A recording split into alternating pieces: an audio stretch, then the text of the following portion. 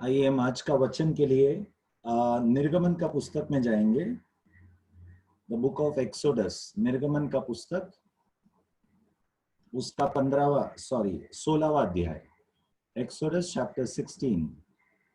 हम पिछले शनिवार को जहां पर रुके थे वहां से हम आगे बढ़ेंगे। हमने पिछले हफ्ते ये सीखा कि कैसे इजरायली लोग कुड़कुड़ा रहे थे। कुड़कुड़ाकर जब परमेश्वर ने प्रबंध किया, उनको छुटकारा दिया। ओके, उस लाल समुंदर से पार किया। पार करने के बाहर बहुत आनंदित होकर इजरायली लोग सब एक गीत गाए। ओके, तो हमने देखा कैसा वहां पर एक आराधना हुआ, जो मूसा और बाकी इजरायली लोग सभी ने मिलकर वो गीत गाया परमेश्वर की महिमा की उस गीत के द्वारा। ओके, लेकिन उस गीत के बाद क्या हुआ हमने ये भी देखा। 3 दिन के बाद कैसे जब उन लोगों को पानी का प्रबंध नहीं मिला तब वे कुड़कुड़ाए, परमेश्वर के विरुद्ध बोलने लगे, मूसा के विरुद्ध बोलने लगे, और फिर परमेश्वर ने वहां पे पानी का प्रबंध किया। ओके, ये हमने 15वां अध्याय के अंत में देखा। पानी का प्रबंध होने के बाद कैसे इजरायली लोग एलिम नामक इस जगह में निवास किया, वहां पे डेरा बांधा। क्यों बांधा? क्योंकि वहां पर 12 कुएं थे, 12 कुएं भरा हुआ पानी का प्रबंध था, और 70 खजूर के पेड़ थे। ओके, तो भरपूरता के उस अवस्था में, उस जगह में वहां इजरायली लोगों को डेरा बांधने का बहुत ऐसे लगा कि ये अच्छा जगह होगा, हमें हमेशा हर चीजों का प्रबंध होगा, जो जरूरी चीज है सब मिल जाएगा। परंतु थोड़ी देर के बाद फिर उनको वहां से यात्रा करना पड़ा। तो एलिम से निकलकर एलिम और सिनाई पर्वत के बीच में वहां पर वे लोग आए, इजरायली लोग आए। तो बहुत मुख्य बात हम यहाँ पर सीखते हैं कि हम परमेश्वर के बच्चे विश्वासी होने के नाते कभी भी कोई भी परिस्थिति में हम ऐसा नहीं समझना चाहिए कि हम अभी हमेशा के लिए यही परिस्थिति हमारा होगा, या हम हमेशा के लिए यहाँ पर ही क्या बोलते हैं, सेटल हो जाना है। ओके, कई बार हमारे शब्द और हमारे जीवन, हमारा चाल चलन कई बार मिलता नहीं। हमारे शब्द बहुत अलग रहता है और हमारा जीवन कुछ अलग ही रहता है। कौन से अर्थ से मैं कह रहा हूं? कई बार हम आराधना में या गीत में, प्रार्थनाओं में अक्सर हम जिक्र करते हैं, परमेश्वर यीशु आप जल्द आने वाला है और हम आपसे मिलने के लिए तैयार है, या हम कब यीशु आएगा, नीले आसमान के उस पार हम जाएंगे, वो गीत हम गाते हैं। ऐसे अनेक उस प्रकार के गीत हम गाते हैं। ओके, तो गाने का बोलती से ऐसे समझ मिलता है कि हम सब बहुत ही क्या बोलते हैं, उत्सुक है, बेताब है उस तरफ जाने के लिए, यीशु से मिलने के लिए। परंतु हमारा जीवन शैली जिस प्रकार से हम जीते हैं, वो यदि हम गौर करके देखेंगे तो ऐसा लगता है कि हम तो सदा काल के लिए यहाँ पर ही निवास करने वाले उस प्रकार सब प्रबंध करके रखा है। ओके, तो प्रबंध करना ये गलत नहीं है। ओके, लेकिन हम प्रबंध इस प्रकार से, इस मनोभावना से करना चाहिए कि यदि परमेश्वर सब कुछ ले ले या हमें स्वयं ले ले, वो प्रबंध किया हुआ चीजों को छोड़कर हमें जाना भी पड़े तो हम तैयार है, क्योंकि हम हमेशा वही बोले थे प्रभु को। ओके, तो उस मनोभावना से कितना भी संपत्ति हो, कितना भी हमारा बैंक बैलेंस हो, ओके, कई बार जब बहुत साल भाड़े का घर पे रह रहकर फिर अंत में जब किसी को खुद का घर खरीदने मिलता है ओनरशिप में, तब जाके एक राह का एक सांस लेते हैं और सबको बोलते हैं अब मैं सेटल हो गया। या एक जवान जब बहुत ठोकर खाकर बहुत नौकरी ढूंढ ढूंढ कर अंत में एक नौकरी जब मिल गया बहुत साल के बाद, तब बोलते हैं हाँ ये जवान अब सेटल हो गया है। या उसका शादी अगर हो गया तो सेटल हो गया, ऐसा बोलते हैं। ओके, हम विश्वासी कभी सेटल नहीं होते, हमें कभी सेटल नहीं होना है। ओके, घर लेना अच्छी बात है, नौकरी अच्छी बात है, शादी अच्छी बात है, पारिवारिक जीवन शुरू करना अच्छी बात है, लेकिन we are never suppose to be settled. हमें एक हम बोलते हैं ना मेरा ये परमानेंट एड्रेस है। ओके, तो परमानेंट एड्रेस करके हमारे लिए ऐसा कुछ नहीं है। हाँ, इस संसार में फॉर्म भरने के लिए लोगों को जब पूछते हैं बोलने के लिए, वो ठीक है, उतना सीमित ठीक है। तुम्हारा परमानेंट एड्रेस क्या है कोई पूछेगा, ठीक है, वो हम बोल सकते हैं। लेकिन हमारे अंदरूनी में हमेशा एक ख्याल होना चाहिए, भले वो फॉर्म में भरने के लिए हम भर रहे परमानेंट एड्रेस ये है, लेकिन हम यहाँ पे परमानेंट नहीं है। ये घर मेरा परमानेंट नहीं है। ओके, हमारा परमानेंट घर वो घर है जो परमेश्वर हमारे लिए तैयार कर रहा है। यीशु मसीह इस संसार से जाने के पहले, स्वर्ग जाने के पहले शिष्यों से कहकर गया, मैं तुम्हारे लिए एक घर तैयार करने जा रहा हूं। मेरे पिता के घर में अनेक निवास स्थान है, और जब मैं तैयार करूंगा मैं तुम्हें लेने आऊंगा, मैं स्वयं लेने आऊंगा, यीशु ने कहा।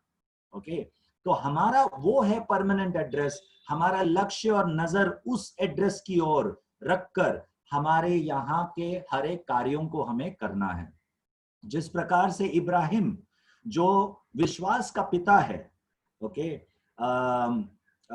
इब्रानियों का पुस्तक में 11वां अध्याय में इब्राहिम के बारे में लिखा है कि इब्राहिम जब उसके घर से निकल पड़ा कनान देश की ओर, जो परमेश्वर ने वादा किया था, जब कनान देश की ओर यात्रा कर रहा था, हर जगह पर जहां कहीं भी यात्रा में उसको रुकना था, वहां पर वो कैसे रुका?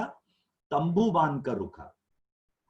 तो तंबू का अर्थ ये है कि वो टेम्पररी है, हमेशा के लिए नहीं है। तो उसके जीवन के द्वारा वो दिखा रहा था कि मैं यहां पर हमेशा वास करने के लिए नहीं है। लेकिन उसी समय लोत को अगर आप देखेंगे तो लोत के बारे में लिखा है कि वो अच्छा जमीन, बहुत ही हरियाली वाला जमीन को ले लिया और लेकर वहां पर तंबू बांधा। थोड़े वाक्यों के बाद वहां पर लिखा है कि लोत सोदोम और गोमोरा के उस gate, what do you call for gate? द्वार द्वार द्वार। सोदोम और गोमोरा इस देश के द्वार के पास वो तंबू बांधा। फिर थोड़े वाक्यों के बाद उसके बारे में लिखा है कि लोत सोदोम और गोमोरा के अंदर, बाद में उसका परमानेंट एड्रेस हो गया सोदोम और गोमोरा।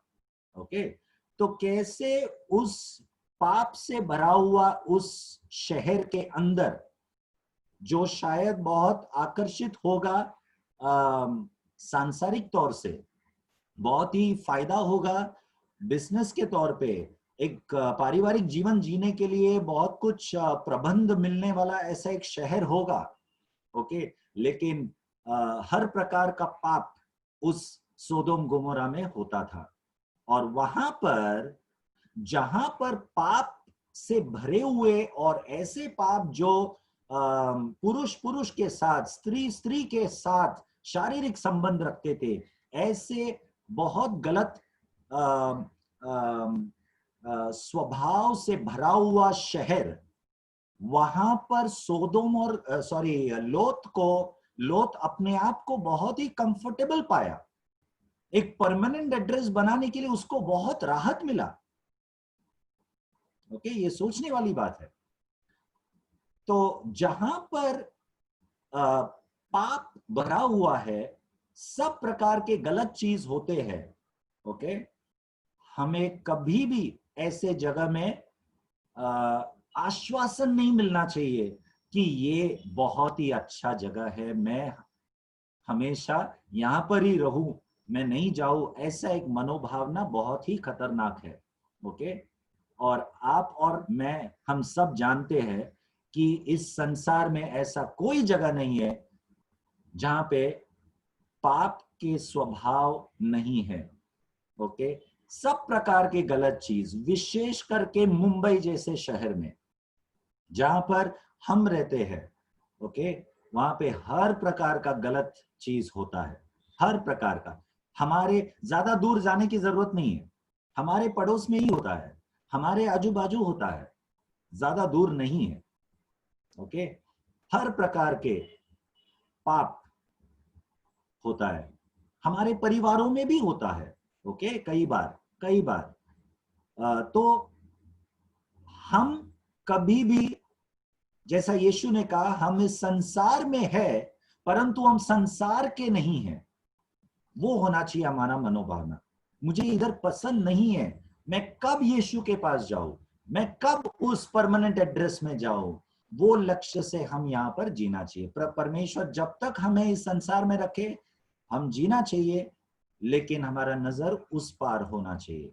जैसा इब्राहिम विश्वास का पिता, उन्होंने कहा कि जब वो अपने घर से निकलकर कनान देश की ओर यात्रा में था, तंबू बांध बांध कर वो यात्रा कर रहा था।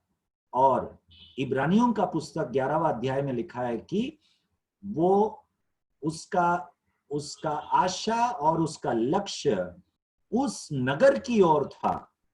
कौन सा नगर? वो जा रहा था कनान देश की ओर, लेकिन उसका नजर कनान देश की ओर नहीं था, कनान नगर पर नहीं था, लेकिन उसके भी उस पार, कनान देश के भी उस पार एक नगर है जिसका नींव बांधने वाला परमेश्वर स्वयं है, ऐसा वचन कहता है इब्रानियों का 11 अध्याय में। ओके, तो कनान देश एक ऐसा देश नहीं था जिसका नींव परमेश्वर ने बांधा था, नहीं। वो कौन से देश, नगर की बात कर रहा है? ओके, स्वर्ग की बात कर रहा है। ओके, तो भले हम इस संसार में कोई ना कोई लक्ष्य से हम आगे बढ़ रहे हैं, शायद हमें जॉब चाहिए, शायद जो कॉलेज में है उसको क्या बोलते हैं, ग्रेजुएशन कंप्लीट करना है। हर एक के जीवन में एक लक्ष्य है। यदि आप जॉब कर रहे हैं तो जॉब में आपको प्रमोशन चाहिए, अच्छी बात है। सब लक्ष्य हमें पाना है, उस लक्ष्य की ओर जाना है। लेकिन एक विश्वासी होने के नाते, जैसे हम इस संसार में अलग अलग लक्ष्य की ओर हमारा नजर है, इस संसार के लक्ष्य, ओके, उसी समय हम सबके अंदर एक लक्ष्य, उसके उस पार भी एक लक्ष्य होना चाहिए। वो क्या है? स्वर्ग का, परमेश्वर को मिलने का, उसके तैयारी में रहने का, ताकि जब भी मृत्यु का सामना हमारा हो, हम डर कर भागे नहीं। लेकिन जैसा मैं हमेशा कहता हूं, मृत्यु हमारे लिए एक द्वार है, कोई डरावना सपना नहीं होना चाहिए। ओके, मृत्यु हमारे लिए वो द्वार है जो द्वार खोलने से ही हमें, हमारा मुलाकात किससे होता है? यीशु मसीह से, क्योंकि वो रुक कर बैठा है हमें आमंत्रण करने के लिए स्वर्ग में। वो कब होगा? मृत्यु पर होगा। हम जब इस संसार में मृत्यु होगा हमारा, तब हम यहां से कहां पर कदम रखेंगे? स्वर्ग में, यीशु के पास। और उसके लिए यीशु हमें आमंत्रण करने के लिए उस द्वार के बाहर खड़ा है। ओके, जैसा मैंने पहले भी कहा है, हम जब, हमारे कोई चाहने वाले बहुत दूर से यात्रा करके हमारे घर पे आ रहे हैं, और जब हम उनका राह देखकर बैठे, 1 दिन हो गया, 2 दिन हो गया, तीसरा दिन आने वाला है, हम सब जानते हैं, और 10 बजे आने वाला है, उन्होंने कहा, ओके, ऐसा कोई व्यक्ति जिससे हम बहुत प्रेम करते हैं, और वो दिन आ गया और 10 बज गया, जैसा 10 बज गया, घंटी बजाया, ओके, और हम द्वार कैसे खोलेंगे? डर डर के खोलेंगे या खुशी खुशी से खोलेंगे? क्योंकि हम राह देख के बैठे थे और हमको पता है इस वक्त कौन आया होगा, जिसकी हम इतने दिनों से राह देखा, वो व्यक्ति आया है। हम खुशी खुशी द्वार खोलेंगे और उस व्यक्ति को गले मिलकर आमंत्रण करेंगे। उसी प्रकार जब इस संसार को छोड़ने का समय आता है, ओके, उस समय मृत्यु का घंटी बजता है, तब क्यों हम डरते हैं? खुशी खुशी वो द्वार को खोलो, और द्वार के बाहर कौन है? यीशु मसीह है, हमें आमंत्रण करने के लिए स्वर्ग में। Let us all not be afraid of death और anything that symbolizes death। ना ही हम मृत्यु से डरना चाहिए, ना ही मृत्यु से संबंधित कोई भी चीज हो, जैसा कोई बड़ा एक बीमारी जिससे हमको लगता है कि अभी तो हमारा दिन बहुत कम है। प्रेज द लॉर्ड बोलो, दिन बहुत कम है यीशु से मिलने के लिए। आमीन। क्यों भय, क्यों डर? ओके, मैं ये नहीं कह रहा हूं कि चंगाई के लिए प्रार्थना नहीं करना चाहिए, जरूर हम प्रार्थना करेंगे चंगाई के लिए। प्रभु की इच्छा है तो और ज्यादा साल प्रभु हमें जीने दे। जैसा पौलुस ने कहा, मैं यदि इस संसार में जीऊं तो यीशु के लिए, यदि मैं मरूं तो मेरे लिए लाभ है। ओके, तो दोनों तरफ हम फायदे में है। तो हम चंगाई के लिए प्रार्थना करेंगे। यदि प्रभु चंगा करता है और जीवन देता है हमें, तो वो हम प्रभु के लिए जिएंगे, नहीं तो हम फायदे में है। आमीन।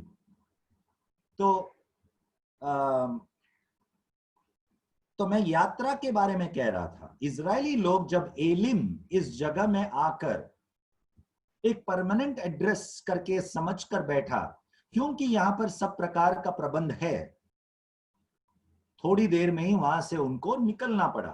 क्यों? क्योंकि अगुवाई करने वाला कौन है? उस मेघ का स्तंभ, ओके, और अग्नि का स्तंभ। ओके, जो बादल का जो खंबा है और अग्नि का जो खंबा है, वो अगुवाई करता है। ओके, तो इजरायलियों के विषय में ये साफ लिखा है कि जैसा बादल आगे बढ़ा, इजरायली लोग अपने सामान को निकाल दिए और आगे बढ़ना है। तो वो बादल और वो रात का जो अग्नि का खंबा है, वो है अगुवाई करने का एक चिन्ह, जो परमेश्वर का एक स्वरूप, एक स्थान लिया हुआ है। जैसा पवित्र आत्मा हमें अगुवाई करता है, इजरायली लोगों को उस मरुभूमि के यात्रा में अगुवाई करने वाला कौन था? उस बादल दिन के समय पर, और रात को वो अग्नि का खंबा। ओके, तो जैसा इजरायली लोग समझा कि ये जगह अच्छा होगा, परमेश्वर ने कहा नहीं, निकलना है। तो बादल आगे बढ़ा, निकलना पड़ा।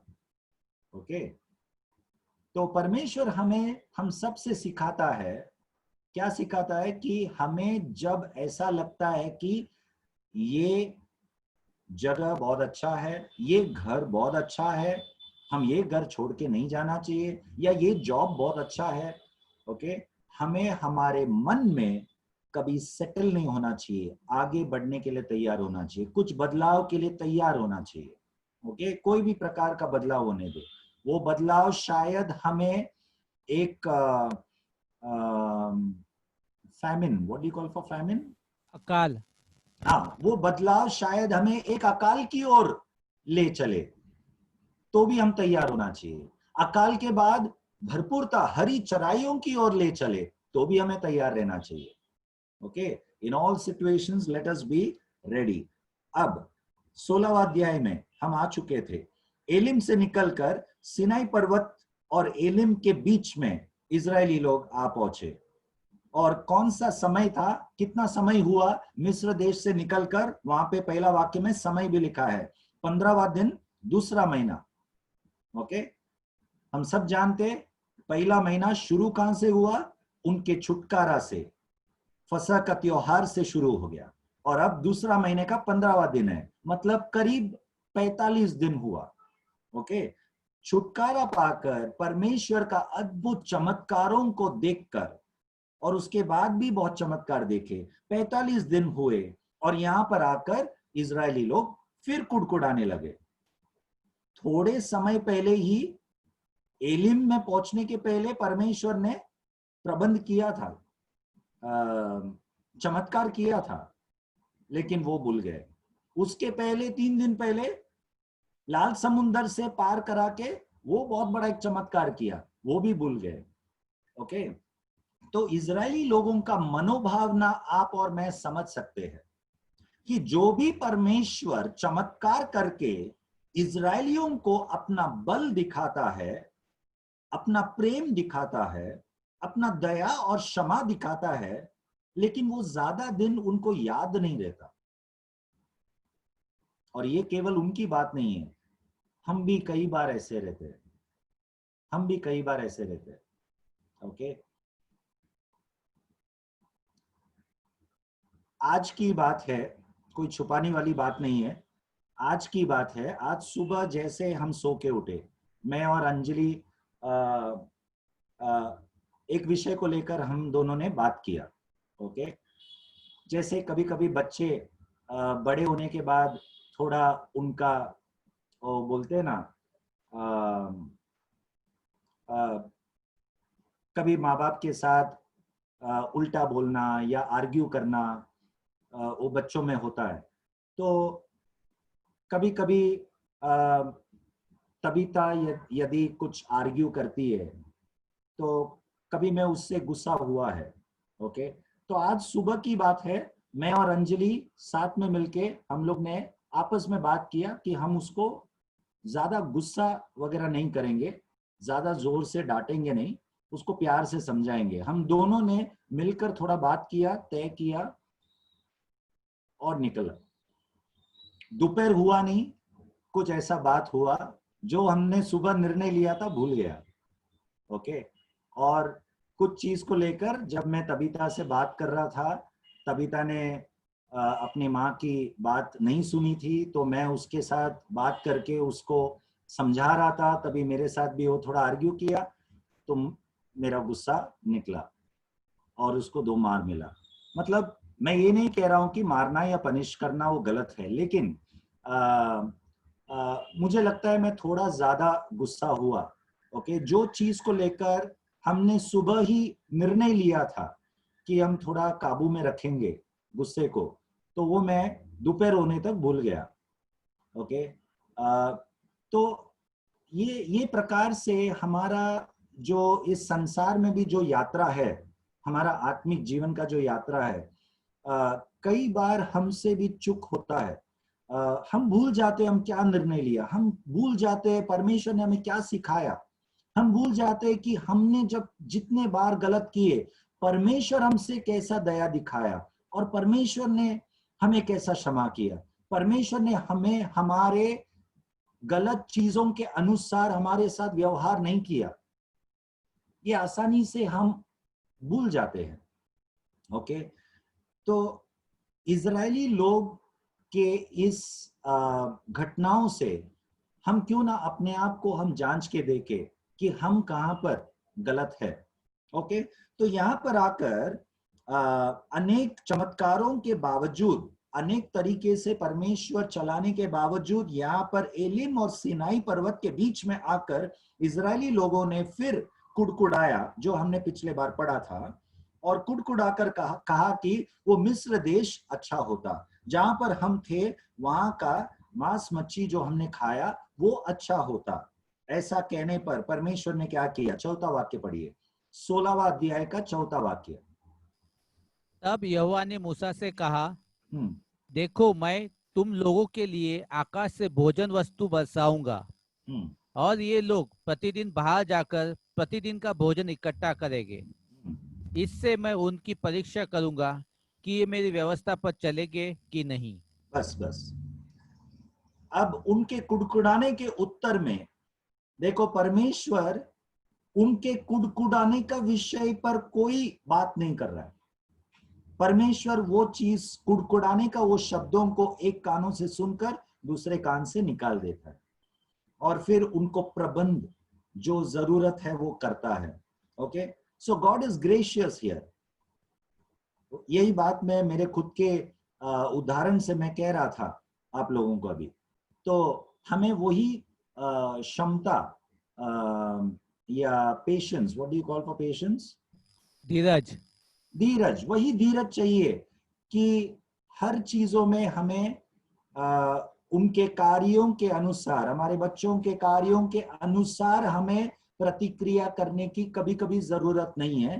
कभी वो अनदेखा करके उनके उन स्वभाव के बावजूद हम वो प्रबंध करेंगे। तो परमेश्वर का ये स्वभाव यहाँ पर पहली बात हमें दिखाई देता है कि कुड़कुड़ाने के बावजूद परमेश्वर ने मूसा से कहा कि क्या करेगा? पढ़िए। मैं प्रतिदिन मैं प्रतिदिन आकाश से भोजन वस्तुएं बरसाऊंगा। हाँ, मैं प्रतिदिन आकाश से भोजन को बरसाऊंगा। आगे। और ये लोग प्रतिदिन बाहर जाकर प्रतिदिन का भोजन इकट्ठा करेंगे। और ये लोग प्रतिदिन रोज बाहर जाकर रोज का भोजन इकट्ठा करेंगे। इससे मैं उनकी परीक्षा करूंगा कि ये मेरी व्यवस्था पर चलेंगे कि नहीं। जिससे मैं इनकी परीक्षा करूंगा कि ये मेरे व्यवस्था के अनुसार चलते हैं कि नहीं। ये हम ना भूले। इस वचन में मुख्य चीज ये है, परमेश्वर जो परीक्षा कर रहा है। ओके, जब परमेश्वर हमारा प्रबंध करता है, हमें भरपूरता से कुछ देता है, हमें आशीष देता है। ओके, उसके पीछे छिपा हुआ एक चीज है, परमेश्वर ध्यान से देखता है। परीक्षा मतलब परमेश्वर देखना चाहता है। परीक्षा मतलब वो परीक्षा नहीं जो शैतान करता है, कब ये व्यक्ति गिरेगा, उसको गिराने के लिए परीक्षा, वो अलग है, वो शैतान करता है। लेकिन परमेश्वर यहाँ पे जो लिखा है, ताकि मैं उनकी परीक्षा करूं कि वे मेरे नियमों के अनुसार चलते हैं कि नहीं। ये कौन से विषय के साथ जुड़ा हुआ है ये परीक्षा? मैं चाहता हूं हम सब ये बात को बहुत हमारे हृदय के गहराई में डालें। ओके, हमारे मनों में डाल दे कि परमेश्वर जो परीक्षा कर रहा है यहाँ पर कौन से विषय के साथ जुड़ा हुआ है?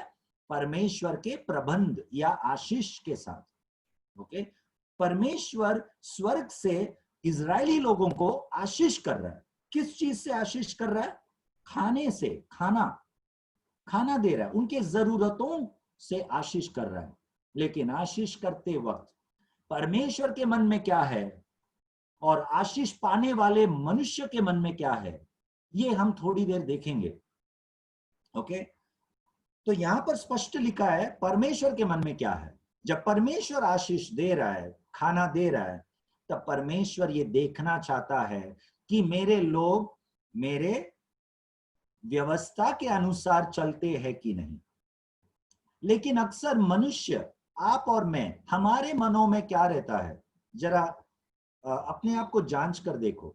साधारण यदि मैं तौर से कहूं, जनरली मनुष्य जब परमेश्वर से आशीष पाता है तो हमें लगता है कि परमेश्वर हमसे खुश है। लगता है कि नहीं? हम यदि बहुत संघर्ष किया और कुछ पा लिया, उसके बाद बहुत प्रार्थना किया उस विषय के लिए और अंत में हमने पा लिया।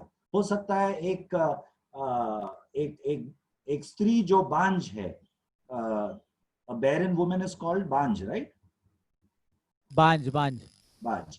तो एक स्त्री जो बांझ है, जिनको बच्चा नहीं है बहुत साल से, वो बहुत संघर्ष करती है, प्रार्थना करती है और अंत में परमेश्वर उसको बच्चा देता है। या एक व्यक्ति बहुत संघर्ष करके, उसको बहुत प्रार्थना करके बाद में उसको जॉब मिलता है और बहुत अच्छा जॉब मिलता है, जो उसने आशा किया नहीं उससे भी ज्यादा बहुत बड़ा पगार मिला, बहुत अच्छा नौकरी मिला, बहुत बड़ा कंपनी में मिला, या ऐसे कोई भी चीज। हम क्या सोचते हैं अक्सर, या लोग क्या सोचते हैं कि परमेश्वर ने मुझे आशीष किया, इन इन चीजों से, और हमें लगता है परमेश्वर हमसे खुश है। ओके, ये हम एक गलत फहमी है लोगों का। ओके, परमेश्वर यदि हमें आशीष करता है कुछ चीजों से, उसका ये सबूत नहीं है कि परमेश्वर हमसे खुश है। ओके, मैं और एक बार दोहराना चाहता हूं। When God blesses us with something, it is not necessary that God is happy with us. जरूरी नहीं है, हो सकता है, ओके, लेकिन जरूरी नहीं है। वो आशीष एक सबूत नहीं है, ऐसा मैं कह रहा हूं। यहां पर देखो, तीसरा वाक्य में, दूसरा वाक्य में हमने पढ़ा था कैसे इजरायली लोग कुड़कुड़ाए। आप बोलो, इस कुड़कुड़ाने का स्वभाव से परमेश्वर खुश है या नाखुश है? नाखुश है। परमेश्वर केवल नाखुश नहीं, परमेश्वर घृणा करता है कुड़कुड़ाने का स्वभाव, क्योंकि अंत में 40 साल के अंत में हम सब जानते क्या हुआ। ओके, जो हमने पहला कुरिन्थ का 10वां अध्याय में हम सब ने पढ़ा था कुछ हफ्ते पहले। ओके, इन इजरायली लोगों के बारे में पहला कुरिन्थ का 10वां अध्याय का पहला कुछ वाक्यों में विस्तार में लिखा है। क्या लिखा है? पौलुस कहता है कि सभी इजरायली लोगों को परमेश्वर ने मिस्र देश से छुड़ाया, और सभी इजरायली लोग वही लाल समुंदर से पार किया। सभी इजरायली लोग वो लाल समुंदर का पानी से बपतिस्मा लिया। सभी इजरायली लोग एक ही मन्ना खाया। सब लोग एक ही प्रकार का आशीष पाया। सब लोग साथ में परमेश्वर का उस आशीष का लाभ उठाया। फिर बाद में पौलुस कहता है, परंतु परमेश्वर इन ज्यादातर लोगों से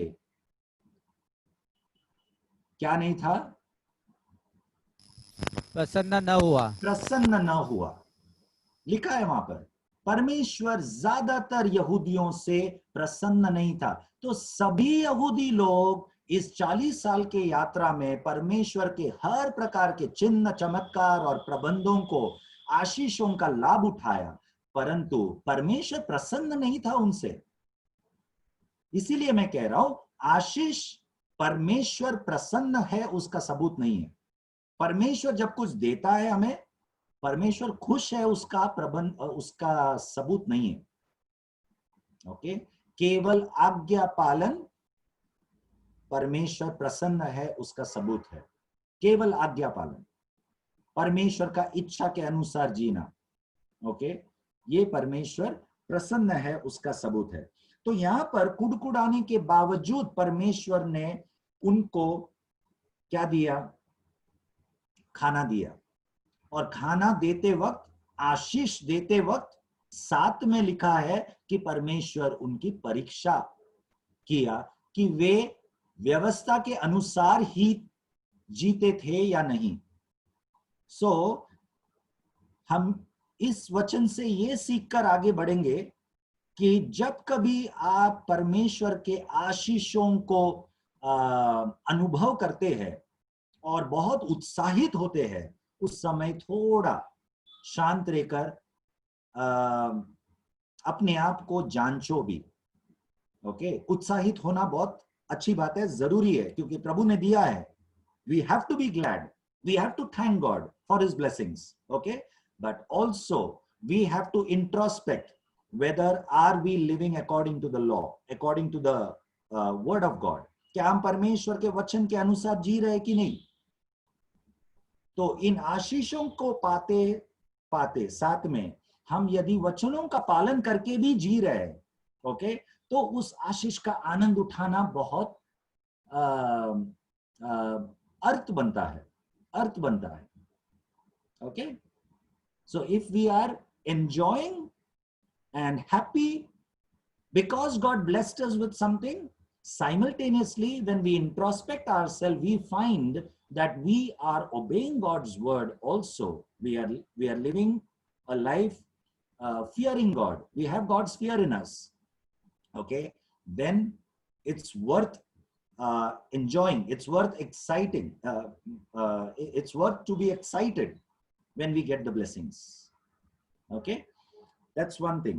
तो परमेश्वर हमारा परीक्षा लेता है। परमेश्वर परीक्षा मतलब ध्यान देता है हम पर कि हम व्यवस्था का पालन करते हैं कि नहीं, वचन का पालन करते हैं कि नहीं। 5वां वाक्य, और ऐसा हुआ और ऐसा होगा कि छठवें दिन वह भोजन अन्य दिनों से दुना होगा, इसलिए जो कुछ वे उस दिन बटोरे उसे तैयार कर रखे। तो यहाँ पर ये भी एक परीक्षा का एक भाग है। ओके, तो परमेश्वर का प्रबंध जो जो खाना स्वर्ग से या आकाश से जो गिरने वाला है नीचे, उसका नियम क्या है? वो प्रबंध का लाभ उठाने के लिए उसका नियम क्या है? नियम ये है कि रोज सुबह इजरायली लोग अपने अपने घरों से, तंबू से बाहर निकलकर जाना है। ओके, खाना जो ऊपर से नीचे गिरेगा वो अपने आप घर के अंदर आकर प्लेट में आके नहीं बैठेगा। ओके, तो जब हम कहते हैं कि परमेश्वर देगा, हमारा भी कुछ मेहनत का भाग है। ओके, उस मेहनत का एक सीमा भी है। वो इतना ही है कि घर के बाहर निकलकर जाना है, जाकर गिरे हुए टुकड़ों को उठाना है, वो पहला। दूसरी बात, रोज जाना है, रोज जाना है, मेहनत रोज करना है। ओके, तो रोज सुबह निकलना है, ऐसा लिखा है। ओके, वो दूसरी बात। तीसरी बात, छठवां दिन परमेश्वर का प्रबंध क्या है कि छठवां दिन परमेश्वर 2 दिन का देगा, 2 दिन का साथ में देगा। ओके, तो छठवां दिन जब आप जाओगे, इजरायली लोग जब बाहर जाएंगे, तभी परमेश्वर 7वां दिन के लिए भी साथ में देगा। क्यों? क्योंकि 7वां दिन यदि आप बाहर जाएंगे तो कुछ नहीं रहेगा, कुछ नहीं मिलेगा। क्यों? क्योंकि 7वां दिन विश्राम का दिन है। 7वां दिन परमेश्वर के लिए आपको मुझे क्या मिलेगा वो सोचने के बदले अब तक जो मिला उसके लिए प्रभु को धन्यवाद देने का दिन है। ओके, लेकिन अफसोस की बात यह है कि इजरायली लोग छठवां दिन बहुत इकट्ठा तो किया, लेकिन 7वां दिन भी क्या किया? लालच किया कि हमको आज भी चाहिए। लालच किया, बाहर गया, कुछ नहीं मिला, कुछ नहीं मिला। और कुछ कुछ लोगों ने छठवां दिन जो छठवां दिन नहीं, सॉरी, पहला दिन से 5वां दिन परमेश्वर ने कहा था कि आपको रोज जाना है बाहर उस खाने को उठाने के लिए।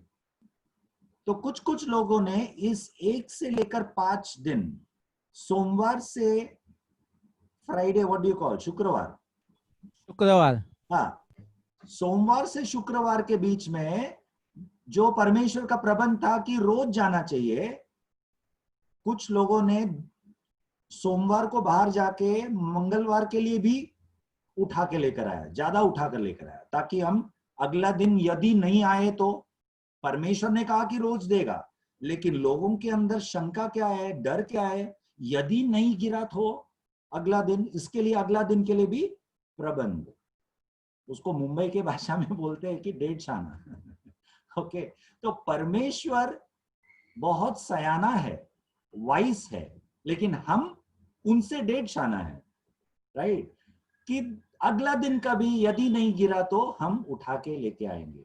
उससे क्या हुआ पता है? इजरायली लोग जो 2 दिन का उठा के लेके आया, वो अगला दिन सुबह उठ के देखा तो खराब हो गया था। ओके, तो अगला दिन तक नहीं टिकेगा। लेकिन परमेश्वर का चमत्कार ये है कि छठवां दिन जो 2 दिन का उठा के लेके आने के लिए परमेश्वर ने कहा, 7वां दिन जब आप सुबह उठते हैं तभी वो खराब नहीं होता। खराब होता है वो सिर्फ 1 से 5 दिन। पहला 5 दिन जब आप 2 दिन का उठाएंगे तो खराब हो जाएगा, लेकिन छठवां दिन, अगला दिन का भी उठाना है, ये परमेश्वर का नियम है। इसीलिए बहुत ये मायने रखता है कि हम परमेश्वर के मुंह से निकलता हुआ हर शब्दों को बहुत बारीकी से सोचना है और एक एक शब्दों के अनुसार हमें कार्य करना है। कई बार हम विश्वासी होने के बावजूद ये जो मन्ना का विषय को हम बाजू में रखे, हमारे रोज के जीवन में कई बार हम हमारे चाल चलन या स्वभाव के संबंधित हम अपने आप को थोड़ा क्या बोलते हैं समझौता करते हैं। लेकिन थोड़ा सा तो चिंता होएगा ना, जैसा मैंने पिछले बार आप लोगों से कहा, परमेश्वर का आज्ञा है चिंता मत करो। ओके, और उन शिष्यों से यीशु मसीह ने नाव में बैठकर उस आंधी के बीच में प्रश्न किया, तुम्हारा विश्वास कहां पर है? ओके, तो ऐसे परिस्थितियों में अक्सर हमारा प्रतिक्रिया क्या होता है? लेकिन थोड़ा तो होगा ना, थोड़ा तो डर होगा ना। लेकिन अगर मगर सब हमारे पास बहुत लंबा लिस्ट होता है कई बार। परंतु परमेश्वर केवल एक ही चीज, उनका ध्यान हटता नहीं है, उनके वचन और उनके आज्ञा से उनका ध्यान हटता नहीं है। मैंने क्या कहा तुमसे, बस उतना ही। ओके, एक उदाहरण के रूप में यदि मैं कहूं, सौल राजा पुराने करार में शमूएल के पुस्तक में, सौल राजा को शमूएल भविष्यवक्ता ने परमेश्वर का दिया हुआ आज्ञा शमूएल ने सौल से कहा था। क्या कहा था? जब कौन सा वो दुश्मन था मुझे याद नहीं आ रहा है, लेकिन जब तुम वार करने जाओगे, दुश्मन से हमला करने जब जाओगे, उस दुश्मन के व्हाट डू यू से मंडली में किसी को मत छोड़ना, सबको, पशु प्राणी मनुष्य सबको खत्म करना करके ये परमेश्वर का आज्ञा था, जो शमूएल भविष्यवक्ता के द्वारा सौल राजा को ये आज्ञा मिला था। ओके, लेकिन सौल हमला करने गया, युद्ध जीत कर आया, और विरोध जो पक्ष है, या थैंक यू, अमालेकाइट्स, ओके, जो अमालिक जो लोग हैं उनके विरुद्ध युद्ध किया। ओके, तो सौल राजा ने युद्ध करने के बाद युद्ध जीत कर आया, लेकिन सबको खत्म नहीं किया, कुछ अच्छे तगड़ा भेड़ बकरियों को लेकर आया। ओके, लेकर आकर रखा, और आकर शमूएल भविष्यवक्ता, एक भविष्यवक्ता होने के नाते शमूएल का जिम्मेदारी है आकर बलि चढ़ाना। ओके, सौल राजा बहुत राह देखा, शमूएल भविष्यवक्ता नहीं आया, देर कर रहा है। अंत में सौल राजा ने खुद होकर बलिदान चढ़ाया। ओके, जैसा बलिदान चढ़ाया, शमूएल भविष्यवक्ता आया। ओके, और शमूएल ने कहा, ये तूने क्या किया? ओके, सौल राजा को शमूएल भविष्यवक्ता प्रश्न कर रहा है कि क्या परमेश्वर ने तुझसे ये नहीं कहा था कि सभी को खत्म करना? तो सौल राजा ने कहा, हाँ मैंने तो सबको खत्म किया। तब शमूएल भविष्यवक्ता ने कहा, तो फिर मैं ये बकरी का आवाज क्या मुझे सुनाई दे रहा है, मैं की आवाज क्या है? तब सौल राजा कह रहा है कि वो तो मैं परमेश्वर को बलि चढ़ाने के लिए लेकर आया।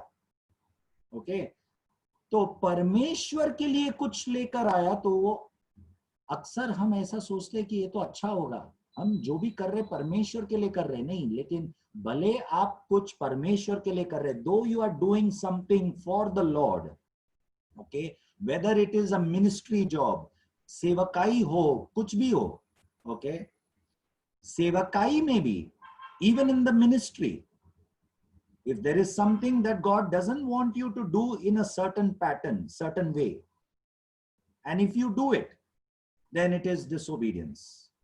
सेवकाई में भी भले वो एक अच्छा कार्य है, ओके, हम अक्सर क्या सोचते हैं, किसी को गाली देना, किसी का कत्ल करना, कुछ ऐसा चोरी करना, केवल वो ही सब गलत चीज है। नहीं, वो तो है ही गलत चीज, लेकिन अच्छे चीजों में भी यदि परमेश्वर नहीं चाहता है कि आप वो अच्छा चीज करें और आप करते हो, तो परमेश्वर प्रसन्न नहीं है। ओके, हो सकता है आप किसी की मदद कर रहे हो सकता है, मदद करना बहुत अच्छी बात है। ओके, मैं जानता हूं मैं बहुत एक वाद विवाद वाला एक शब्द इस्तेमाल कर रहा हूं या एक वाक्य कह रहा हूं। I am saying a statement which is which can conflict,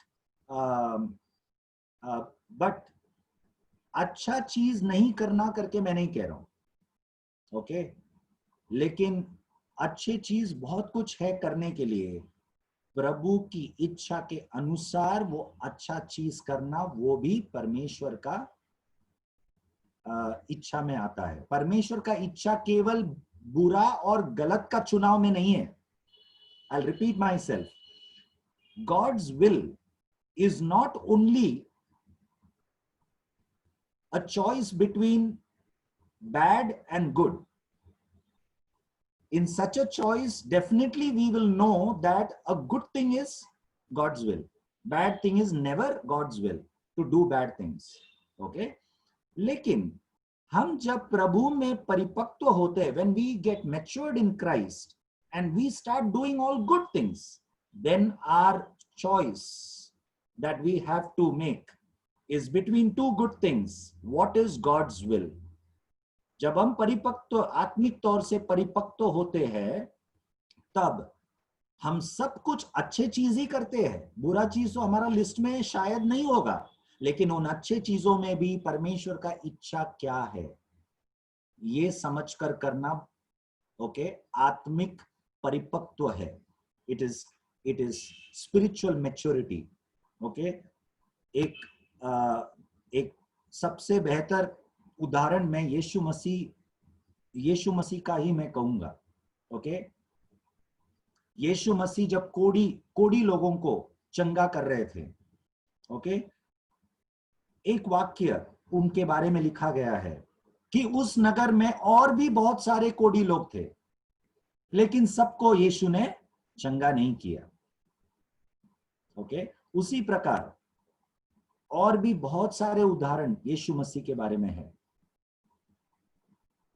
बहुत लोगों को लाया गया था यीशु के पास चंगाई देने के लिए, लेकिन यीशु सबको नहीं किया।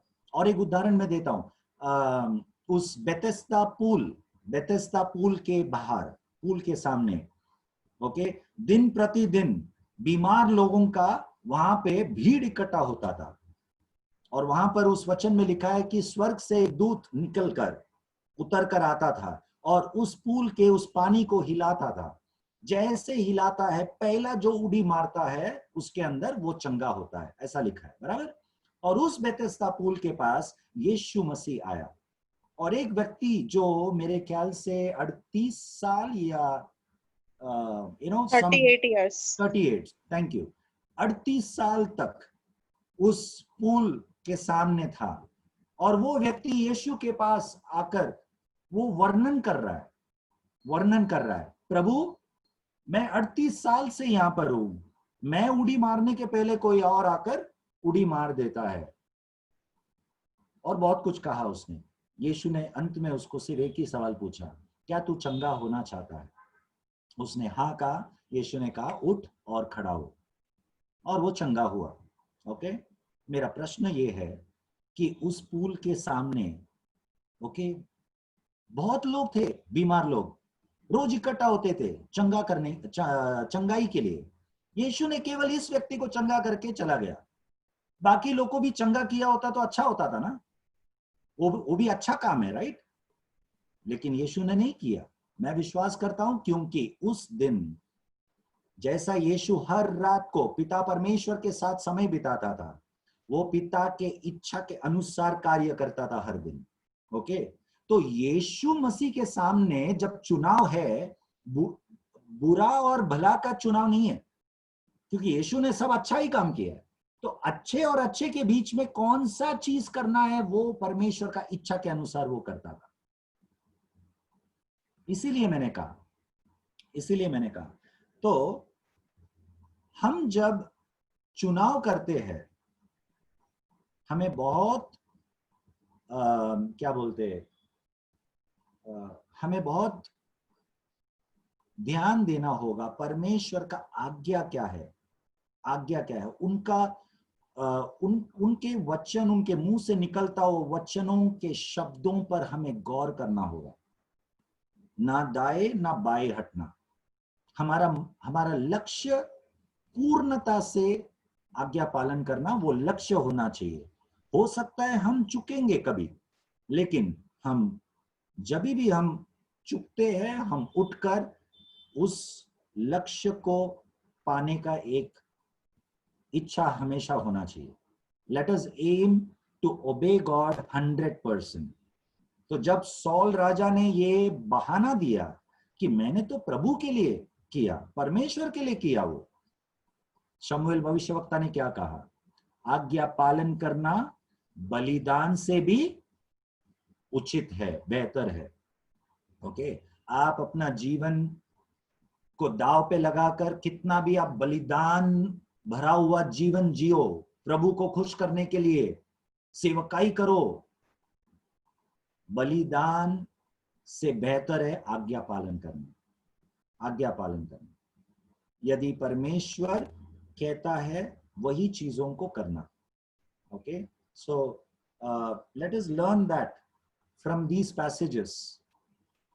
These are few things that are hidden, which we can understand. That is the heart of God. ये परमेश्वर का हृदय की बातें हैं। जब परमेश्वर कहता है कि हर प्रतिदिन इजरायली लोग बाहर जाकर निकलकर इस भोजन को उठाएंगे और इकट्ठा करेंगे, परंतु छठवां दिन मैं 2 दिन का भोजन दूंगा, 2 दिन का इकट्ठा करो।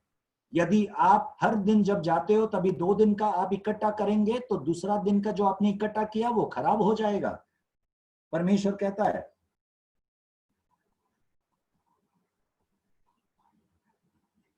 Can we read that verse also?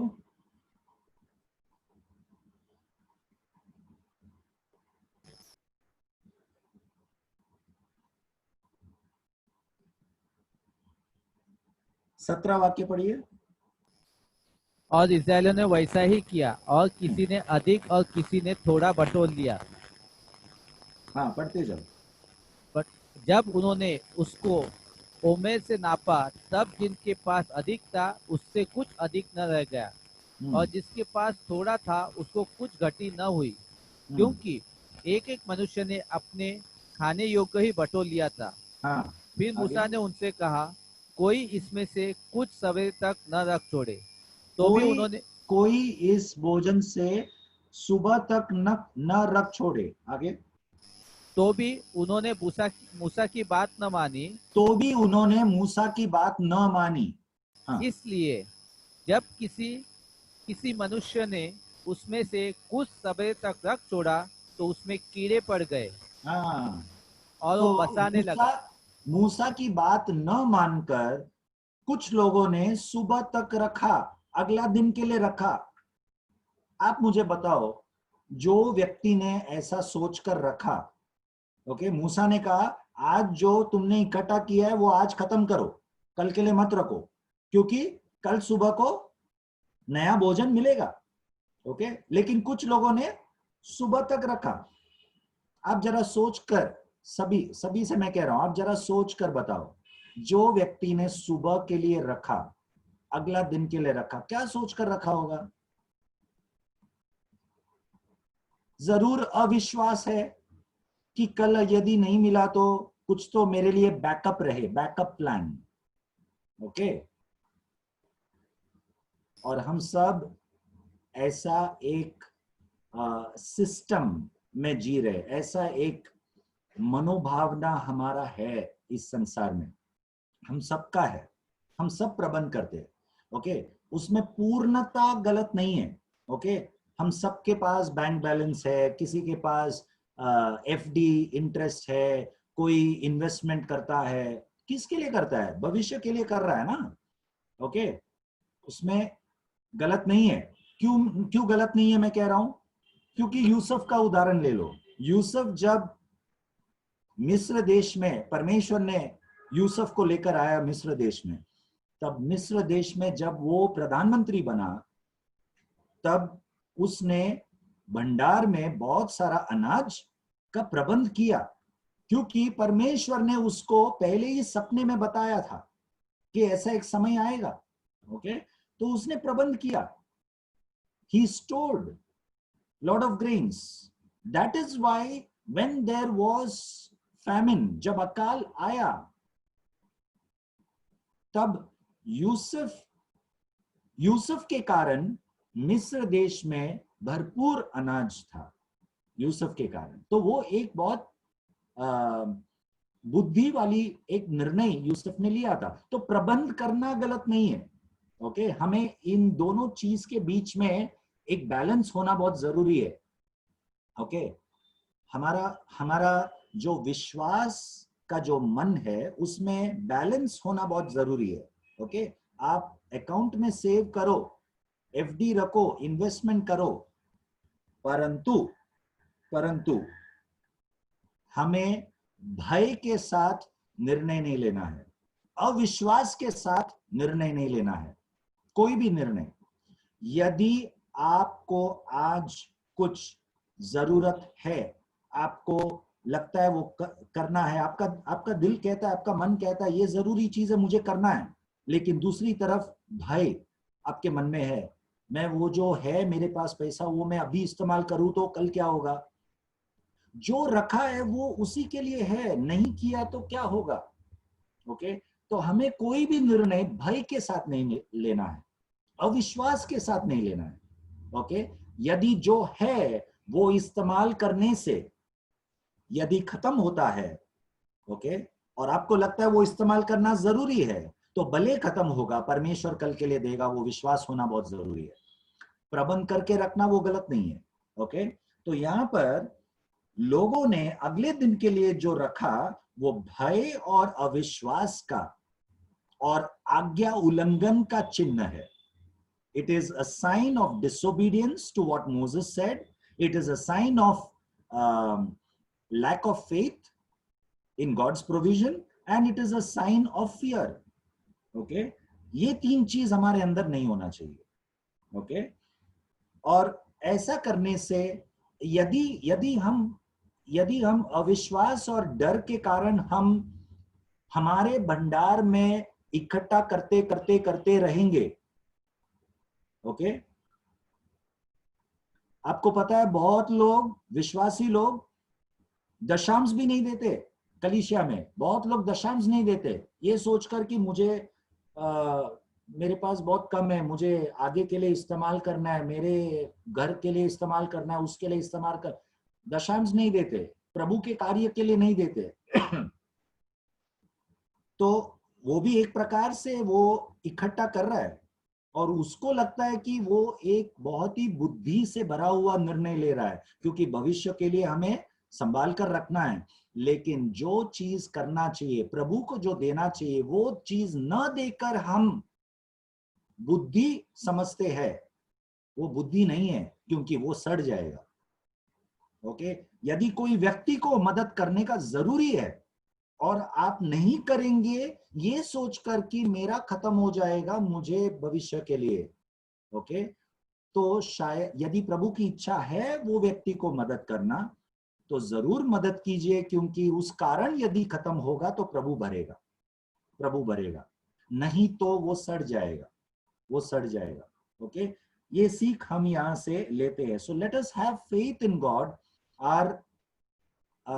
Our life is a life of faith. Our walk with God is a walk of faith. Let us all trust in God, okay, and let us take every step in faith in God. हम प्रभु में हर कदम विश्वास के साथ ले, okay. तो इन वचनों से हम आज समाप्त करेंगे। हम सब अपने आप को आंख बंद करें और हम अपने आप को जांचें, इजराइलियों के जीवन के द्वारा जो परछाई हमारे ऊपर पड़ता है, हम कैसे हैं? क्या हम भी उनकी तरह है? क्या हम भी डर के कारण निर्णय लेते हैं, या परमेश्वर का आज्ञा के हर एक शब्दों पर हम ध्यान देकर उनके वचनों के अनुसार हम विश्वास से कदम लेते हैं? हम अपने आप को न्याय करें.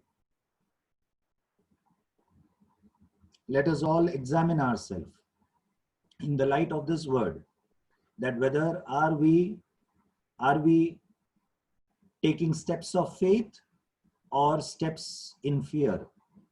Let us examine ourselves. Let us please God by obeying every word that he says, understanding the intent of his heart. परमेश्वर जो वचन कहा है, उन वचनों के केवल शब्द उस लेख पर नहीं, परंतु परमेश्वर उस वचन को कौन से मकसद से कहा, उस मकसद को हम समझे.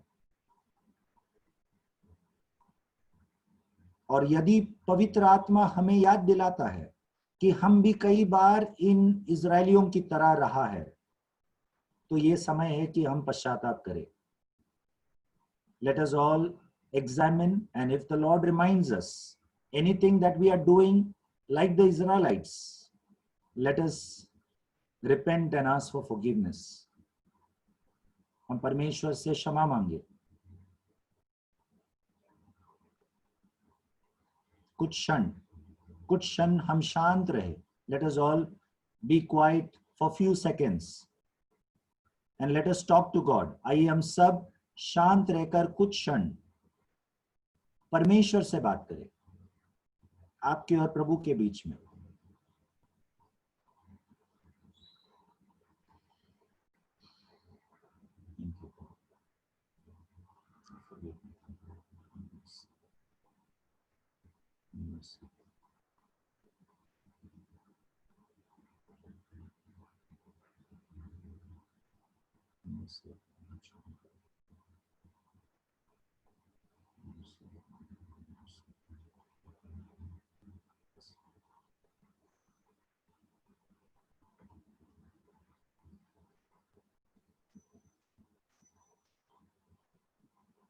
आइए हम प्रार्थना करेंगे. Akshay, can you hear me? If you can hear me, can you pray please?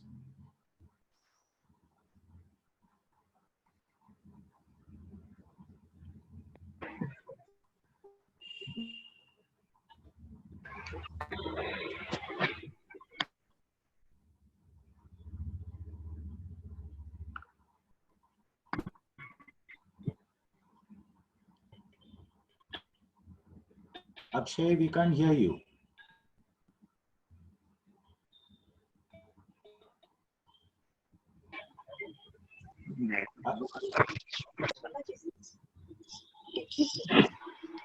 या अक्षय, आवाज नहीं आ रहा है.